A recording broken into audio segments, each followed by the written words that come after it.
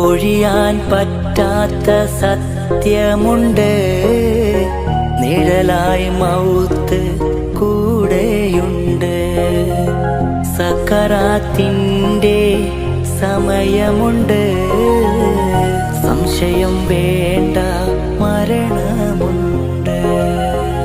പേരും പെരുമയും അഹങ്കാരം ആരും തരുമെന്നും ബഹുമാനം.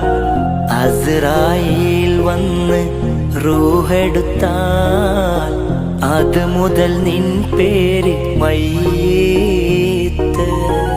ജന്മം കൊണ്ട് നാം ഇരുകാലി, കർമ്മം കൊണ്ടിന്നു നാൽക്കാലി.